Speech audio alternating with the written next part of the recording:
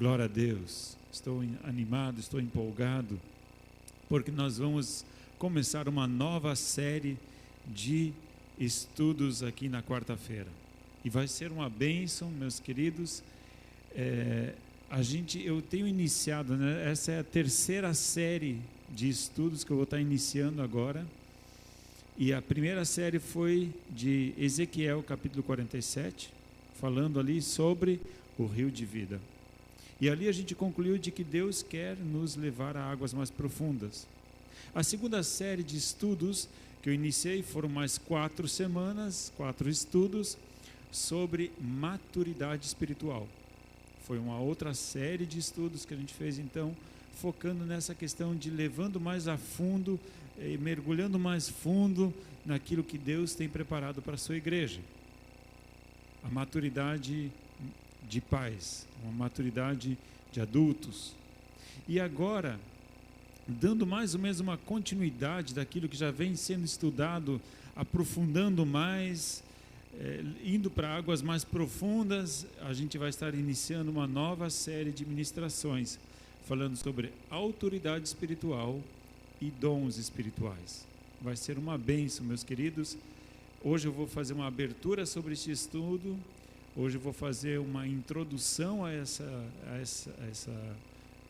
esse tema, e eu creio que a igreja, em nome de Jesus, vai ser edificada, vai ser desafiada a remar para águas mais profundas, em nome de Jesus, vai ser uma bênção. E falando então sobre a autoridade espiritual, sobre dons espirituais, que a gente vai estar iniciando hoje.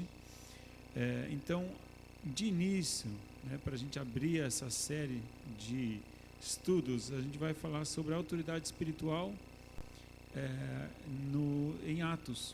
Como é que as primeiras lideranças foram surgindo, como é que as primeiras lideranças foram se compondo, porque o que nós temos hoje, é aquilo que iniciou lá em Atos, mas como é que essa questão, como é que ela começou, como é que os líderes começaram a ser formados, qual era a nomenclatura para os líderes naquela época, o que vem para nós hoje, enfim. E não tem muito segredo em relação à primeira liderança da igreja cristã, sobre a terra. Depois que Jesus foi embora, deixou os discípulos, ou chamados de apóstolos. Então a primeira liderança, na verdade, eram os próprios apóstolos. Diz lá em Atos capítulo 2, versículo 14: Pedro, porém, pondo-se em pé com os 11, levantou a voz e disse-lhes: Homens judeus e todos os que habitais em Jerusalém, seja-vos notório, escutai as minhas palavras. Então Pedro se levantou juntamente com os 11. Então Judas já havia sido trocado por Matias. Então novamente havia uma reunião de 12 líderes ali. Então ele se levantou juntamente com esses. Também no versículo 42 nós podemos verificar isso. No capítulo 2, 42, diz o seguinte: E perseveravam na doutrina dos apóstolos, na comunhão do partir do pão e nas orações. Então, na doutrina dos apóstolos, os discípulos, então eram os primeiros líderes que ensinavam o povo, que lideravam o povo. Então, não tem muita questão em relação a isso. Mas é lógico que eles não poderiam fazer todo o trabalho sozinhos. E aí veio a segunda instituição de lideranças, que a gente vai ver em Atos capítulo 6, versículo 2. Atos 6, 2 diz assim: Então os 12, a liderança, apostólica, convocando os discípulos, disseram: Não é razoável que nós deixemos a palavra de Deus e sirvamos as mesas. Então a liderança instituída, os 12 apóstolos, juntam os irmãos, a liderança da fé, enfim, a igreja constituída, e dizem: gente, não tem mais como, a gente está trabalhando em jornada dupla, porque a gente está fazendo o nosso trabalho de oração e pregação do Evangelho, mas ainda mais o trabalho de dá conta das viúvas, dos órfãos, a gente está distribuindo alimento, a gente está fazendo tantas coisas e tudo a gente não consegue fazer. E aí eles disseram, a gente precisa de ajuda. Versículo 3, escolhei irmãos dentre vós 7 homens de boa reputação, cheios do Espírito Santo e de sabedoria, aos quais constituamos sobre esse importante negócio. Então os apóstolos me dizem, gente, escolham 7 pessoas aí, tem um critério, esses são os critérios, mas são 7 pessoas que vão ter que ajudar a gente, não tem mais como. Então foram convidadas 7 pessoas que nós encontramos lá.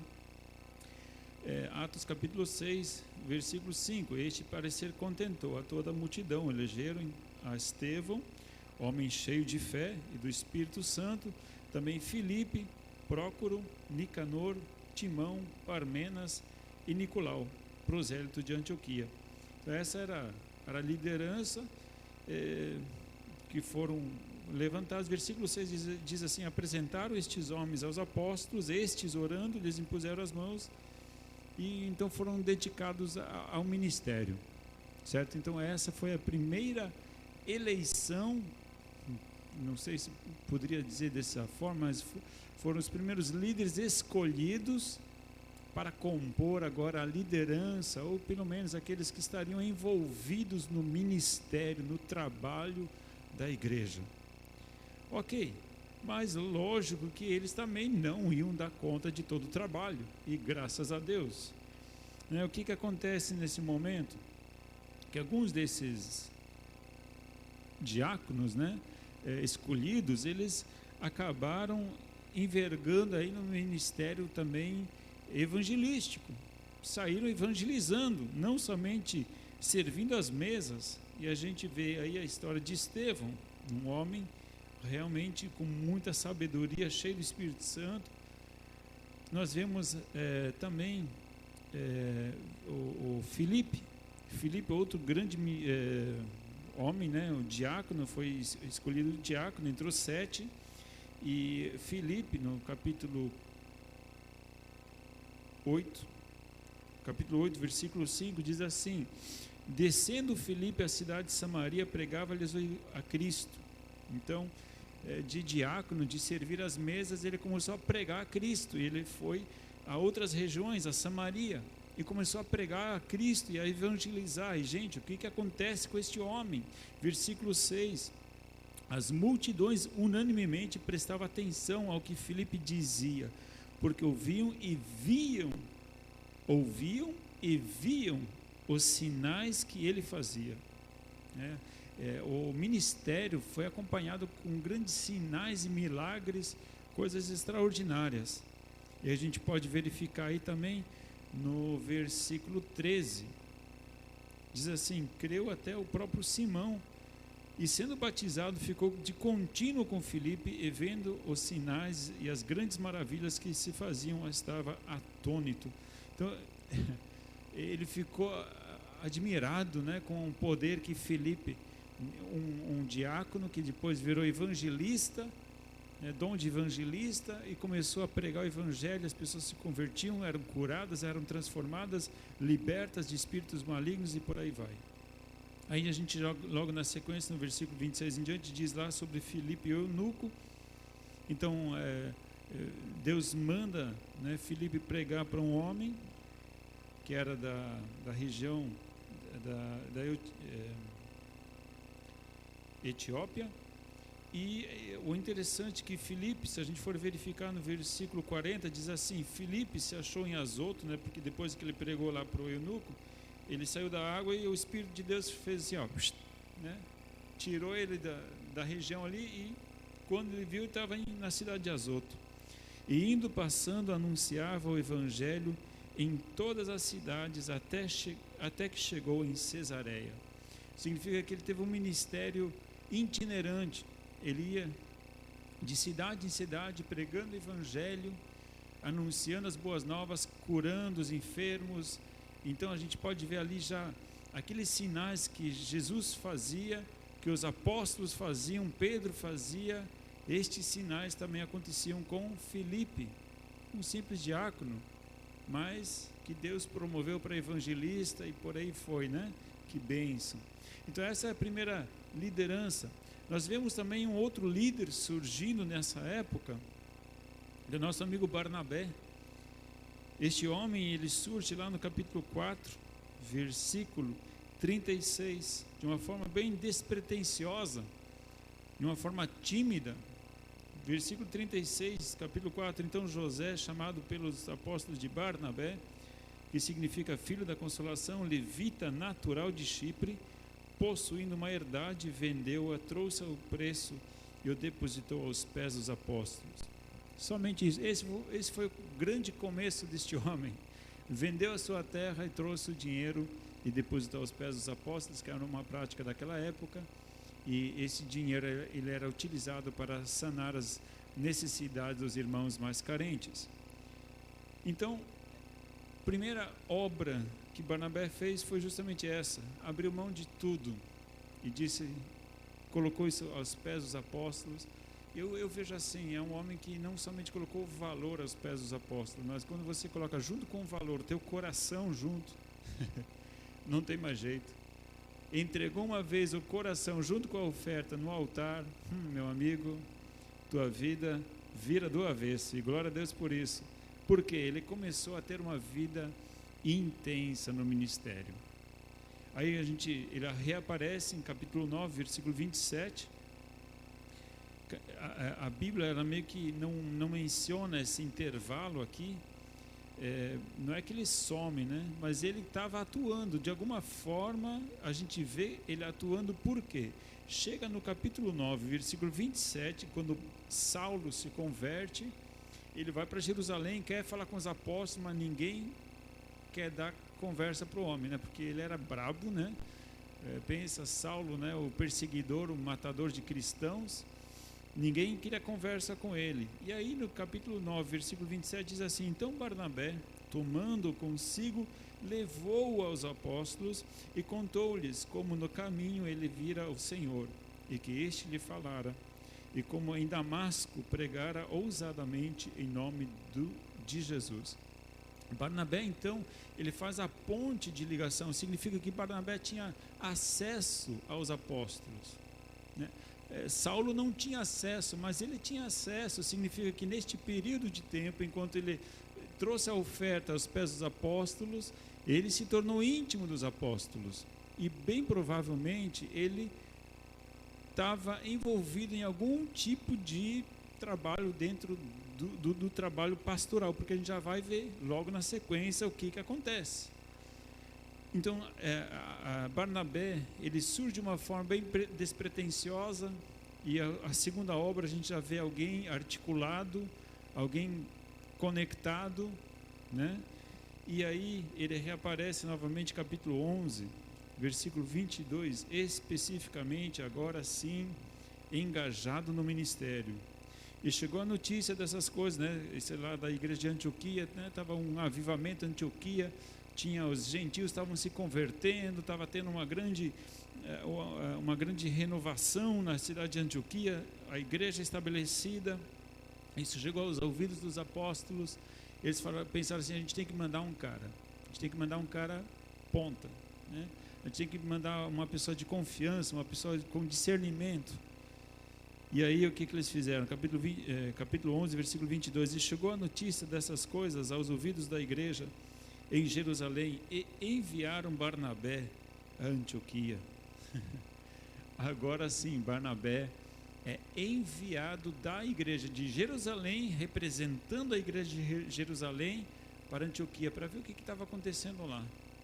Então eles mandam uma pessoa de confiança, Barnabé, uma pessoa que iniciou de uma forma bem tímida, e agora a gente vê alguém com uma liderança, uma pessoa que realmente está despontando aí.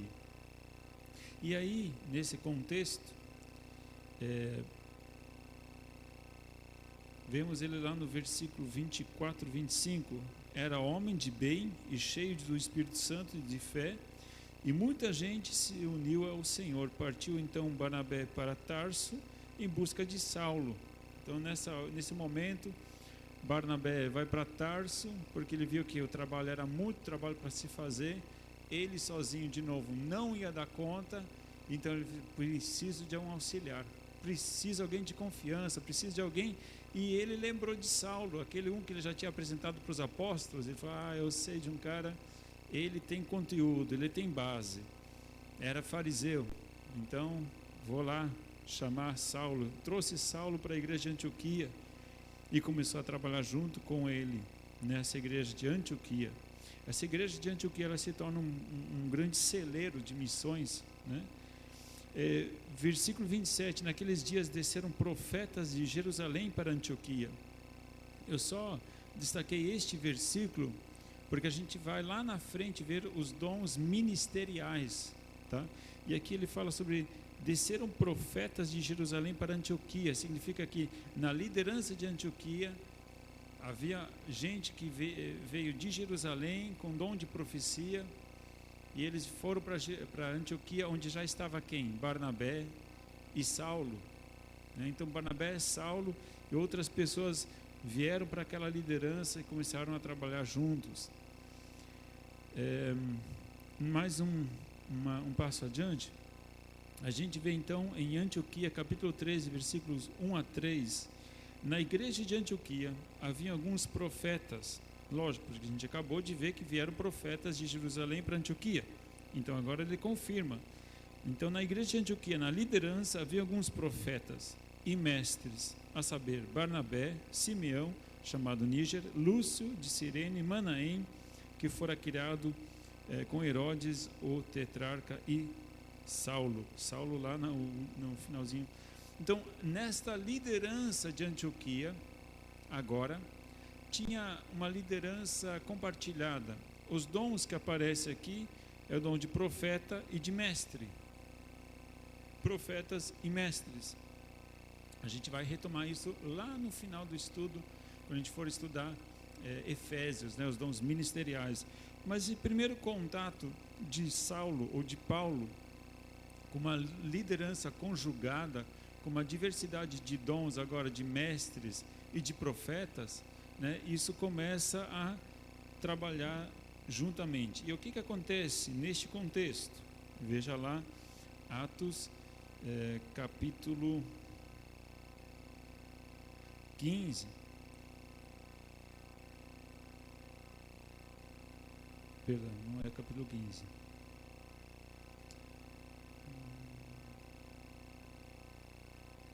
Ok, vamos para o capítulo 15, sim. Capítulo 15, versículo 6. Isso, eu estava falando sobre Antioquia. Vamos voltar para Jerusalém. O que estava acontecendo em Jerusalém? A liderança em Jerusalém. A gente está falando aqui de liderança, a gente está falando aqui de chamado, de ministério. Então, em Jerusalém, capítulo 15, versículo 6 de Atos, diz o seguinte: congregaram-se os apóstolos e os anciãos para considerar este assunto. Aqui já tem uma liderança compartilhada também. Os apóstolos e os anciãos. Ok. Então, não só a liderança agora ela estava nesses dois polos, os apóstolos e anciãos. Quem eram esses anciãos? Essa palavra ancião, na verdade, ela aparece em outros lugares, em Atos, e nem sempre se refere à liderança cristã, seguidor de Cristo, tá? Essa palavra, esse termo ancião, ele também era utilizado no Sinédrio, tá? Os anciãos também eram líderes do judaísmo.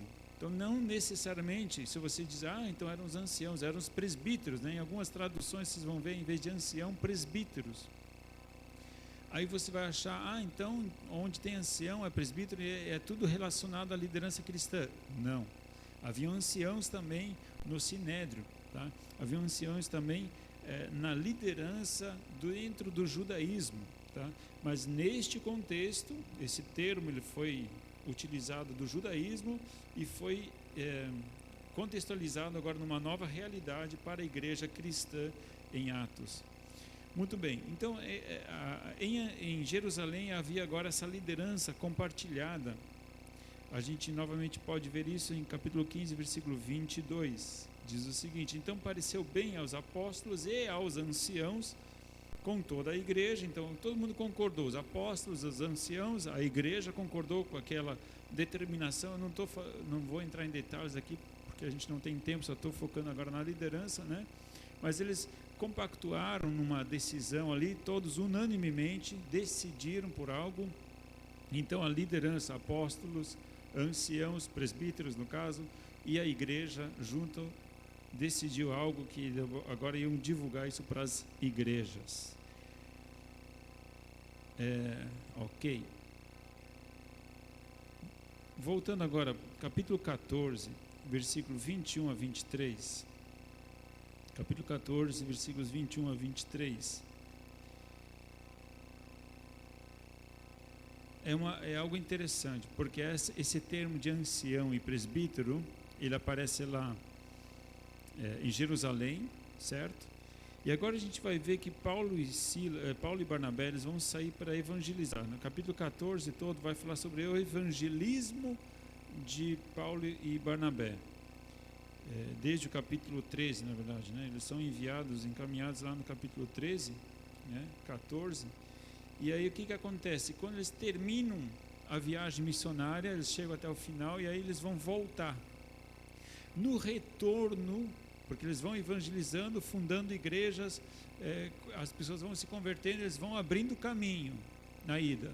Na volta, voltando novamente para Antioquia, o que eles fazem? Aí que está esse contexto aqui. Versículo 22. Versículo 20, vamos começar do 21. Tendo anunciado o evangelho naquela cidade e feito muitos discípulos, voltaram para Listra, Icônio e Antioquia. Voltaram, confirmando os ânimos dos discípulos, exortando-os a permanecerem firmes na fé, dizendo que por muitas tribulações nos é necessário entrar no reino de Deus. Agora, versículo 23. E havendo-lhes por comum consentimento eleito anciãos, ou presbíteros, em cada igreja, com oração e jejuns, os encomendaram ao Senhor em quem haviam crido. Gente, isso aqui é importante, tá? Esse versículo é um versículo chave para entendermos qual era a metodologia que Paulo e Barnabé iniciaram para colocar liderança nas igrejas que eles iam formando, tá? A primeira pergunta que a gente deveria responder é: quem coloca a liderança? Quem colocou a liderança naquelas igrejas que iam formando, as pessoas iam se convertendo? Quem colocava a liderança? Aí você se engana se você diz, ou se você acha que era democracia, né? Porque a democracia, o que é? As pessoas levantam uma chapa, né? A gente vai fazer uma eleição e a gente vota, né? As pessoas escolhem quem eles acham que os representa.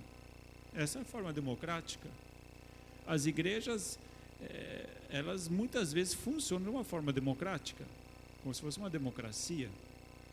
Mas esta é a vontade de Deus para a igreja? Esta é a metodologia de Deus para escolher as coisas dentro da igreja? Essa é a forma que nos ensina a palavra, que devem ser tomadas as decisões dentro da igreja? O que eu entendo e o que eu consigo ver na palavra, e este é um indício disso, é que a liderança ela era colocada. Em primeiro lugar, aqui, Paulo e Barnabé, vejam só, e havendo-lhes por comum consentimento eleito anciãos em cada igreja. Então é eleição, né? Então eles foram eleitos, não, eles foram escolhidos, separados. E quem fez isso? Saulo, né? E Barnabé, porque eles estavam voltando e eles passavam de igreja em igreja, o que fazendo? Levantando esses líderes. Qual que era o critério? O que eles usavam para escolher os líderes? Veja só. Em cada igreja com oração e jejum. Então as decisões que Paulo e Barnabé tomavam juntamente com a igreja depois, lógico, essa questão ela vinha e ela era sacramentada pela congregação, mas a iniciativa não vinha da congregação, essa iniciativa vinha da própria liderança. Paulo e Barnabé, em jejum e oração. Significa que qual era o método utilizado? Não era popularidade, não era inteligência, não é se falou em línguas, opa, então esse já pode ser aqui do nosso grupo. Qual era o método? Como é que eles olhavam? Como é que eles buscavam direção de Deus para escolher as pessoas? Jejum e oração. Muitas coisas dentro da igreja, elas são escolhidas, são decididas a partir do eu acho, eu quero, é melhor. E onde é que ficou o jejum e a oração? Aonde ficou a divindade das escolhas? Onde é que Deus tem voz? A voz do povo é a voz de Deus? Não é. Porque se você for verificar na palavra de Deus, toda vez que o povo podia escolher, eles voltavam para o Egito. Toda vez que o povo queria escolher, eles levantaram o bezerro de ouro. Mas desculpa falar, mas eu olho para a palavra, eu vejo Deus levantando homens para executar o ministério. Claro, para edificar a igreja, para servir a igreja. E aprovados pela igreja. Esses homens, então, olha só o que esse texto ele continua. Jejum e oração os encomendaram ao Senhor em quem haviam crido. Então essa pessoa ela também era levada posteriormente diante da igreja, dizendo, olha só, gente, nós temos aqui homens, a eleição dos diáconos foi assim também, foi em comum acordo, passou pelo crivo dos apóstolos, mas também foi em comum acordo, a igreja reconheceu, a igreja reconhece. Então a igreja reconheceu a autoridade, mas a indicação não veio da igreja, ou pode talvez até ter uma indicação da igreja, mas tem que passar pelo crivo dos apóstolos. Então a questão de liderança, ela não é meramente uma popularidade, pô, isso é muito popular, né? Então ela pode fazer parte da liderança. A pessoa toca bem, o cara é fantástico, o cara toca muito bem, então põe no louvor. Não é assim, amado. Não é questão de tocar bem ou não tocar bem, a questão tem toda uma questão ética, toda uma questão de testemunho envolvida nisso. Tem uma questão de jejum e oração que precisa ser levada em conta. Então a autoridade espiritual, Deus não brinca com a autoridade espiritual. Deus ele é a maior autoridade, e Ele não compartilha a autoridade dEle simplesmente ao léu. Precisamos ser zelosos nessa questão e sermos bíblicos acima de qualquer coisa. Muito bem, então Paulo Paulo e Barnabé iam de igreja em igreja, levantando essa liderança, colocando então esses presbíteros. Em algumas palavras, algumas bíblias vocês vão encontrar lá anciãos, em outras bíblias vocês vão encontrar presbíteros. Aí, pastor, você está fundamentando isso só num texto? Não. Abra, meu querido, a tua Bíblia em Tito, capítulo 1, versículo 5, tá? Tito, capítulo 1, versículo 5. Tito é um dos discípulos de Paulo, é um dos líderes junto com Paulo, né? Tito 1,5 diz assim: por esta causa, Paulo escrevendo, te deixei em Creta, que é uma ilha, né? Para que pusesse em boa ordem o que ainda resta, e de cidade em cidade estabelecesses presbíteros, como já te mandei. Então significa o quê? Paulo estava falando para Tito, eu te deixei em Creta para você continuar o ministério, o trabalho que eu comecei. Você começou comigo, você estava trabalhando junto comigo. Paulo foi adiante e disse: Tito, você fica, e agora você conclui aquilo que eu comecei. Agora você vai colocar líderes, presbíteros nas igrejas. Então, se Paulo não colocava, Paulo dava autoridade para alguém da sua confiança colocar líderes nas igrejas que ele fundava. Então, não é uma base sólida sobre a qual nós estamos construindo aqui, ok? Então, o que acontece? Aí ele dá o quê? Toda uma descrição do parâmetro que precisava ter para ser presbítero, né? Então, pastor, a gente então deixa eu entender melhor. Essa questão de presbítero, então, que seria como se fosse o pastor. Querido, eu vou falar o seguinte.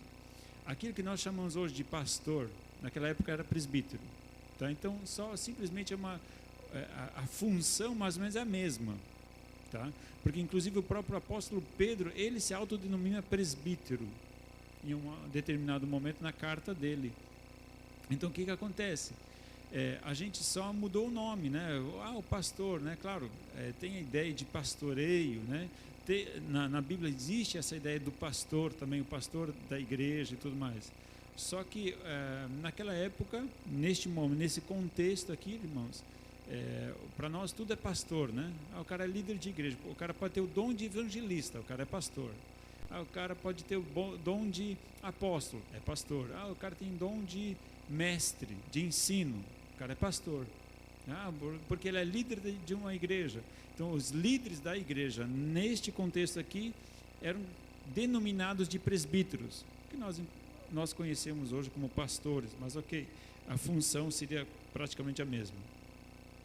Muito bem, dando continuidade então, não somente Tito, Timóteo também, capítulo 3, tá? Timóteo, capítulo 3, nós encontramos aí uma referência sobre a colocação de líderes, tá?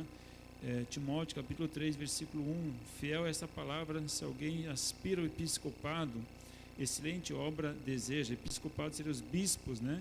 Neste caso, bispo e presbítero é praticamente o sinônimo, tá? Não existe aqui uma classificação hierárquica, tá, gente? Não é essa a ideia de Paulo nesse contexto. É necessário, pois, que o bispo seja irrepreensível, marido de uma mulher, e por aí vai, né? Então significa que se Paulo até diz para Timóteo, não coloca as mãos precipitadamente, né, em neófitos, novos na fé, porque ele precisa de uma certa maturidade, certo? Então o que acontece? Paulo instruía aos seus discípulos de escolherem pessoas para trabalharem nas igrejas. Significa que a função de levantar liderança, de indicar liderança, de aprovar liderança, a igreja pode até concordar, e deve concordar, precisa concordar, porque se todo mundo diz uma coisa, mesmo com jejum e oração, o líder pode, às vezes, ser levado pela emoção, né, de escolher alguém errado, mas precisa sempre estar andando, em sintonia com a liderança, com o líder principal da igreja, e também ter a aprovação da comunidade, tá? Então, essa é a forma bíblica que eu vejo de autoridade sendo levantadas dentro da igreja do Senhor no início do mover da igreja. Para concluir essa parte introdutória sobre a autoridade espiritual, amados, eu estou chegando quase no meu segundo ponto. Não terminei o primeiro ponto, misericórdia, viu? A gente se empolga e... Ok. Concluindo então, vamos lá para Atos capítulo 20. Atos capítulo 20. Aí a gente vai ter o relato da igreja de Éfeso, tá? Eu estou pulando de lá para cá um pouco, né? Só para a gente... Mas eu estou trabalhando todo o contexto de liderança e autoridade, tá? Liderança e autoridade bíblica que nos é apresentada em Atos e através do ministério de Paulo. Então, Atos capítulo 20, versículo 17, diz o seguinte: de Mileto mandou a Éfeso chamar os anciãos, ou presbíteros, depende da Bíblia que você está usando, né, da igreja. Então, Paulo, ele tinha passado por Éfeso, né, tinha pregado em Éfeso, Deus fez grandes sinais em Éfeso. Na verdade, Paulo, se não me engano, ficou na cidade de Éfeso quase 3 anos, né? Fundamentando, solidificando aquela igreja experimentou um avivamento extraordinário, livros de bruxaria foram queimados, foi uma coisa extraordinária, amados. E o que acontece? Na última passagem de Paulo, ele não chegou a entrar na cidade de Éfeso, mas ele, numa certa distância, pediu para que os presbíteros viessem até a praia e ele estava passando de viagem, indo em direção a Jerusalém, então ele não iria entrar na cidade, então ele chamou para fora a liderança da igreja de Éfeso. Amados, eu estou relacionando esse texto porque lá na frente a gente vai voltar para a carta de Efésios, para a gente ter a ponte e a gente ter o contexto todo bem trabalhado para saber o que Paulo vai falar para a igreja de Éfeso lá na frente, ok? Mas aqui neste contexto, o que é? Paulo está de passagem e ele chama a liderança da igreja de Éfeso para fora, para a praia. E ele traz algumas orientações, ele traz algumas revelações, inclusive, se você for verificar todo o contexto, a palavra que ele entrega aqui, no capítulo 20, para os presbíteros de Éfeso, é algo interessante, e Paulo já alerta eles alguns perigos para o futuro. Mas quem ele chama para fora? Os presbíteros, a liderança. E essa liderança, lá na frente, a gente vai verificar os dons ministeriais. Esses presbíteros, eles eram dotados de dons ministeriais, os quais faziam com que eles pudessem administrar a igreja de uma forma coerente, coesa, né? Coisa que eu já dei uma pincelada aí semana passada, né? Quando estava falando sobre maturidade espiritual, eu mencionei a igreja de Éfeso como sendo uma igreja que tinha a maturidade de paz, uma maturidade de unidade, uma maturidade de crescimento, de saúde, não sendo levada por todo o vento de doutrina, porque tinha uma liderança ali engajada, cheia do Espírito e também conseguindo envolver a igreja nesse ministério.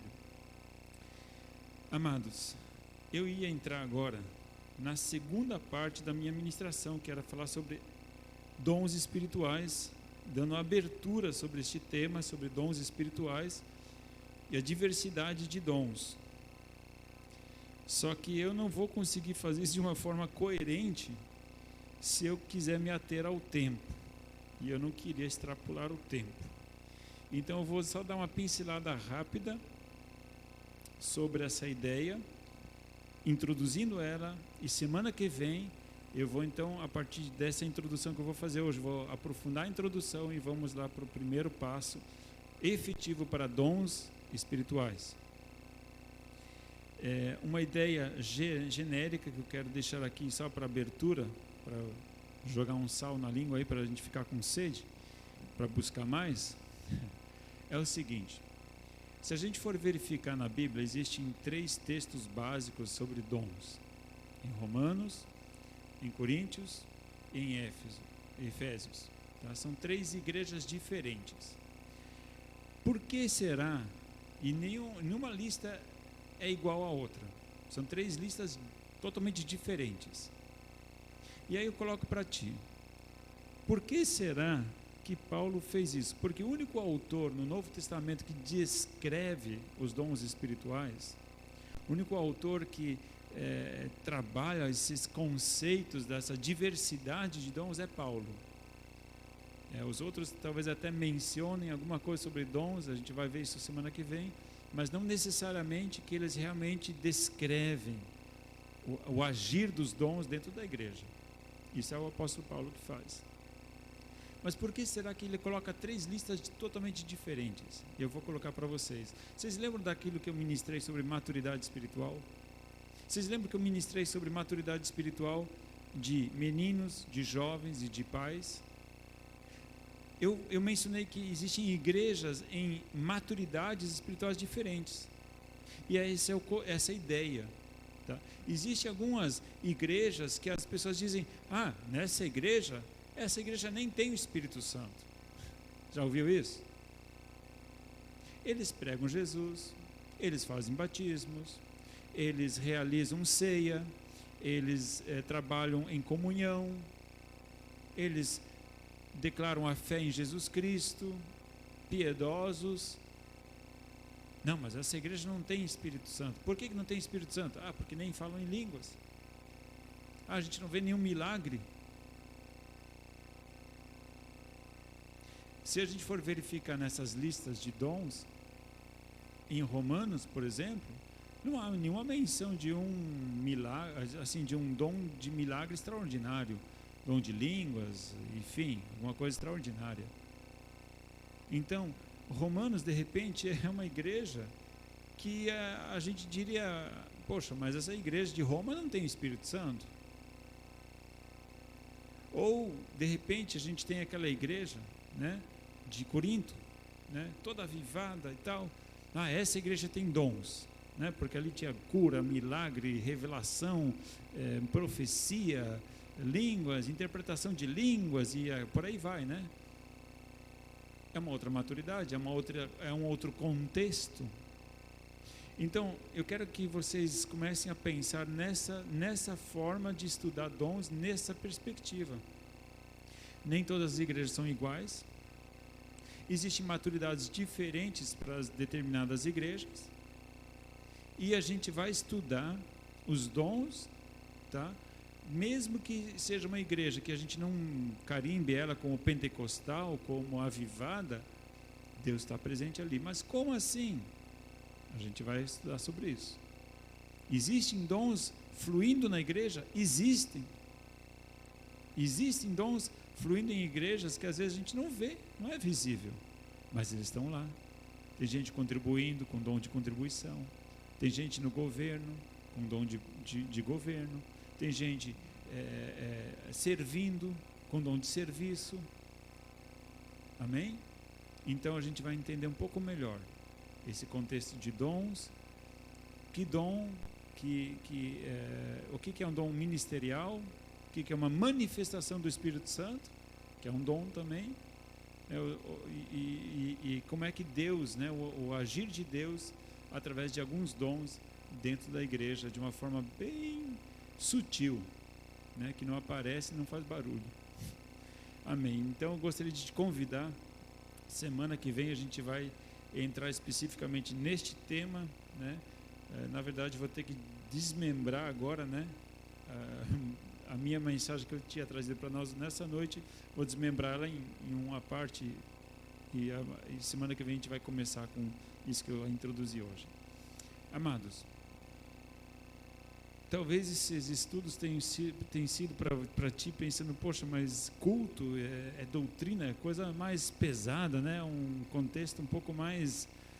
Gente, Deus quer levar você a águas mais profundas. Deus quer levar a sua igreja